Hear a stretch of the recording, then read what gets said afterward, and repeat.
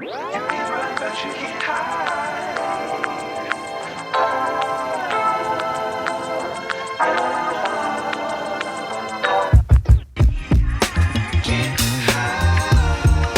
lockdown, I had time to reevaluate life, as lots of us did, and for me it was very clear that I needed to be in the outdoors rather than 9 to 5 in my London office job.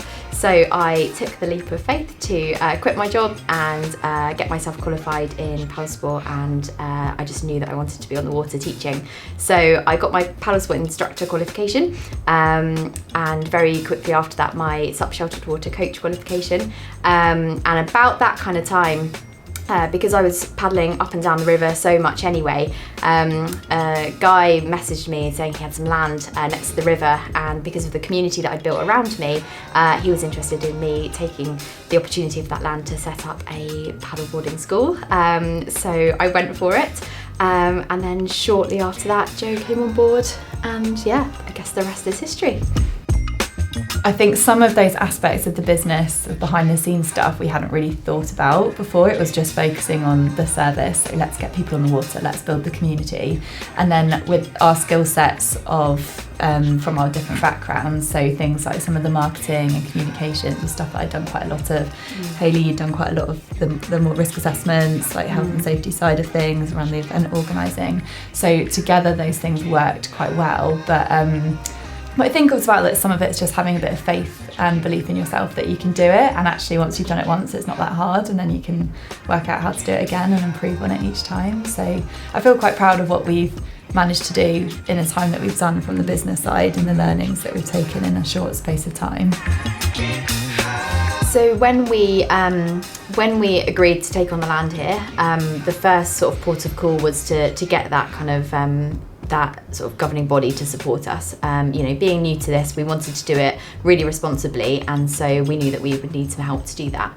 So we contacted British Canoeing within a matter of weeks of taking on the land, just to say, we're doing this, how can you support us? And I think from that moment they, were hugely supportive, pointing us to loads of resources, loads of people that could help us, and we spoke to quite a lot of other sort of delivery partners at the time to understand, all over the country, to understand how they ran things, and from then on sort of that support hasn't stopped, especially as we then got our qualifications and the various awards that we needed to get.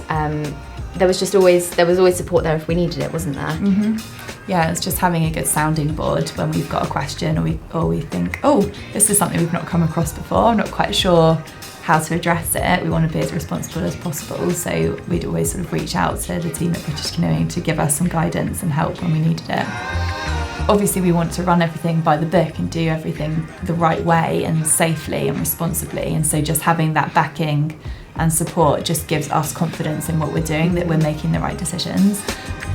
I think it was very apparent to us after we opened that we have this club element, but we also have the commercial element, and how new that was. So when we would speak to people sort of from the community of British Canoeing, and they'd tell us how different it wasn't until then that we actually realised that we were different. And I think we quite like that, because this has been born from, our brains and our passion, rather than just copying, what somebody else might have done. So we're really proud of that. I suppose when we were thinking about setting up the business, we were researching who would be best to support us and who could offer the most in terms of our learning and development and growth.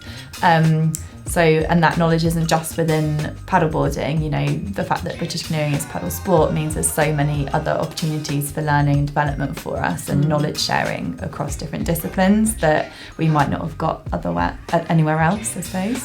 Especially where we're on the river, we share the river with canoes, kayaks, lots of other water users, and so us having knowledge of our rescue skills with canoes and kayaks as well is actually pretty vital to this location for us as professionals on the water. So that was a bit of a no-brainer for us when we made that decision. I think it's given us reassurance and confidence in what we're doing, that we're doing it well and responsibly. And it's that sounding board and backup that's there when we need it. And it's hugely inspired us. I don't think we would have tried all of the extra little things that we're, personally really inspired by. I don't think we would have necessarily tried those quite so willingly.